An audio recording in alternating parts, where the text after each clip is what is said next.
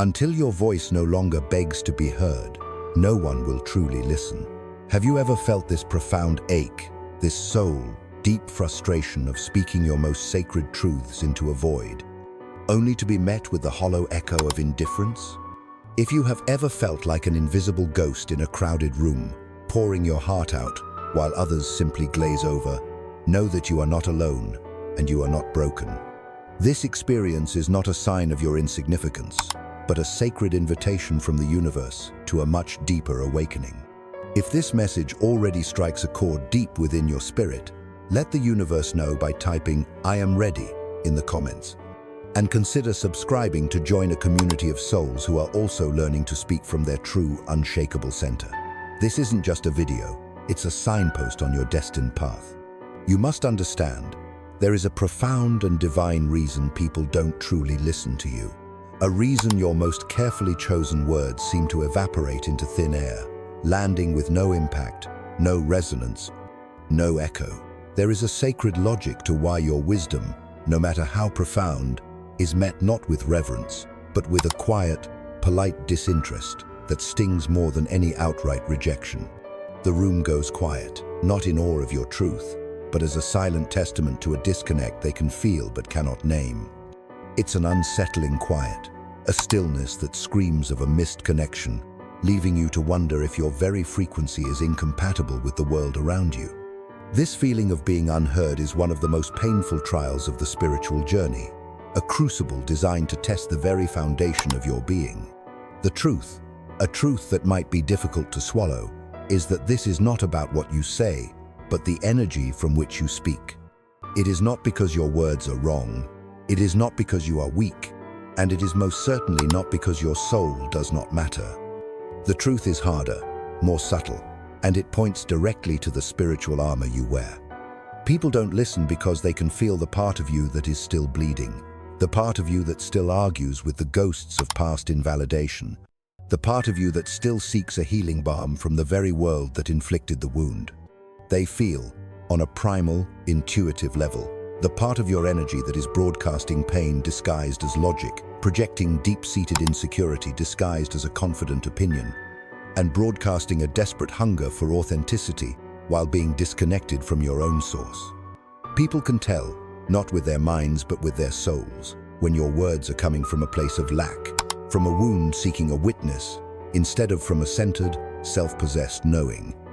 This is a quiet, unconscious bitterness, a soul sickness that the great philosopher Nietzsche called ressentiment.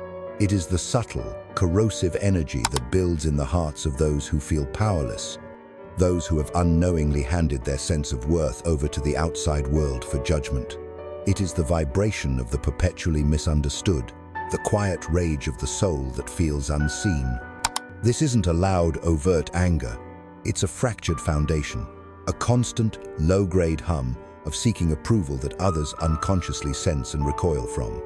It's an energetic plea, a spiritual posture of begging, and no matter how beautifully you decorate your words, no matter how much truth you wrap them in, the underlying frequency of neediness repels the very connection you yearn for. It becomes a self-sabotaging cycle, a painful loop where the more you try to prove your worth through words, the more your energy confirms your inner belief that you are not enough. And here lies the great spiritual paradox, a universal law that is both terrifying and liberating. No one will want to hear you until you fix the one thing they can feel the second you open your mouth. You must heal the part of you that still seeks validation, the part that still argues with shadows, the part that still bleeds when it's ignored. He who has a why to live can bear almost any how. But what's buried beneath that brutal truth is an even deeper one. People don't follow your words, they follow your energy, your tone, your conviction. And if that conviction is fractured, so is your message, so is your impact, so is your ability to be heard in a world where everyone is screaming just to avoid being forgotten. You are not invisible, you are just broadcasting on a frequency of pain, but people can tell, they can feel when your words are coming from a wound instead of a center, from a need instead of a knowing. And here, right now, is your first true test on this path of awakening. Can you recognize the truth in that, without the sting of defensiveness, without the shield of blame? Can you sit with the profound, uncomfortable realization that the change must begin not in the ears of the listener, but in the sacred silence of your own heart? If you can, keep watching. Because this message will not only reveal exactly what is broken inside that makes others withdraw from your truth, but more importantly, it will show you the divine blueprint for how to fix it, how to reclaim your sovereign power. Before we continue, if you've already felt something shift, if any of this has been uncomfortably accurate, consider subscribing. I'm building a sacred space for people, just like you people, who think deeply, who feel too much, who want to be heard not for the sake of ego, but because they have something of immense value to share with the world, something that truly matters. Let's look at the path of the unawakened through a story that may feel hauntingly familiar. There's a man, let's call him Daniel. Daniel is brilliant, introspective, philosophical. He's the kind of man who could talk for hours about the deepest meanings of life, the intricate patterns of the mind, the subtle ways people deceive themselves. He possesses a vast library of truths within him, but every time he speaks, a strange phenomenon occurs.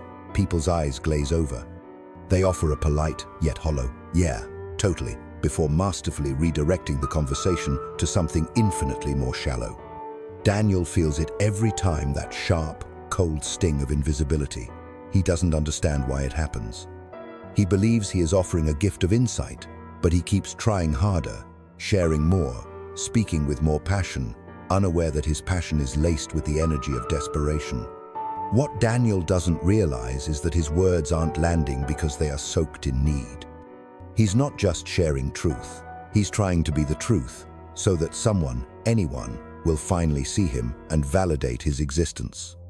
Now let me show you the path of the awakened, a path that requires immense courage. Let's imagine another soul. We'll call her Mira. Mira spent her entire life as the good listener, the one who holds space, the one who understands without needing to be understood. She was a master at absorbing the pain and stories of others. But one day, after a profound spiritual awakening, she decides to share her own truth. She speaks of her depression, her deepest fears, her journey of finding light in her own darkness. She does it carefully, with elegance and vulnerability. But instead of the connection she expected, she's met with an uncomfortable silence, a palpable confusion, maybe even a subtle discomfort. At first, she blames herself. "I must have said it wrong," she thinks. "I'm too much. Maybe I should have waited." But over time, she sees the deeper truth. Her words weren't rejected, her depth was. The people around her weren't ready to hear someone who no longer needed their approval, because it held up a mirror to their own unexamined lives. And that, right there, is the fork in the road every awakening soul must face. One path leads back to the familiar comfort of people-pleasing, to surface-level living, to a life of emotional starvation, where you silence your truth to make others comfortable. The other path leads inward, into the purifying fire of solitude, to a place of unshakable strength and divine clarity. Mira chooses the second path. She speaks less, but when she does, it's with an undeniable gravity. She no longer begs to be seen, and so she is seen not by everyone, but by those who are ready, by those whose souls recognize the frequency of her newfound sovereignty. Eventually, she becomes the kind of person whose silence says more than her old performances ever did. This is the kind of transformation Nietzsche points toward. It's not about becoming the loudest voice in the room, but the most anchored one. It is the presence that doesn't flinch when misunderstood, the self that no longer argues with people who haven't done their own inner work. So, if you are still feeling invisible, still wondering why your profound words don't land, ask yourself this sacred question: am I speaking from alignment or from an old ache? Am I sharing because this is my truth, or because I secretly want to be rescued by someone else's understanding? Am I okay with not being heard, as long as I don't betray my own voice? This is the journey through the fire. You must sit with the ache of not being heard, and you must not flinch. You must let the silence echo back, without rushing to fill it with more pleas. You must stop editing your truth just to make it easier for others to digest. You must stop wrapping your most sacred words in cotton just to be liked. And then you say it raw, not loud, not soft, just true. And you let that be enough. You let your truth stand alone, whether it's received or not. Because when you stop needing a reaction, your words become free. And that freedom, that is what people cannot ignore. Let me give you one final story. There was a philosopher once, not in books, not on stages, but in the way he lived. We'll call him Elias. Elias never fought for attention, never forced his insight on anyone. He rarely spoke, unless it was truly necessary. And when he did, people leaned in, because he wasn't trying to win, he wasn't trying to teach, he wasn't even trying to be right. He was just aligned. His presence said what his mouth didn't. When he shared an idea, it landed not because it was loud, but because it was clean. There was no hook in it, no plea for understanding, no emotional leash. And that's why it echoed. People trusted him, not because he demanded it, but because his energy could hold silence. That's what you must learn, to hold the silence, to stop fearing it, to speak not for applause but for alignment, to stop throwing words at people who aren't ready. Because here's the most painful part. The people you most want to hear, you probably never will, at least not now, because they don't have the capacity yet. And if you don't accept that, if you keep waiting for them to wake up to see you, to circle back, you'll keep yourself small, you'll keep your voice locked in the same loop, waiting for the people who broke your clarity to be the ones who validate it. That's not strength, that's spiritual paralysis. You have to free yourself from that loop, and that means grieving the idea that your voice will change them. It won't, but it can change you. It can set you free. Because once you're no longer trying to be heard by the wrong people, the right ones find you. Not because you went louder, but because you got clearer. And that clarity is what Nietzsche meant when he wrote, "And those who were seen dancing were thought to be insane by those who could not hear the music."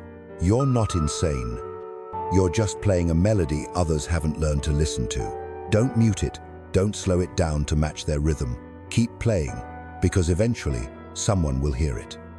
And when they do, you won't have to explain yourself. They'll just nod, because they've been waiting to hear it too. You're not insane. You're just playing a melody others haven't learned to listen to. Don't mute it. Don't slow it down to match their rhythm. Keep playing, because eventually someone will hear it. And when they do, you won't have to explain yourself.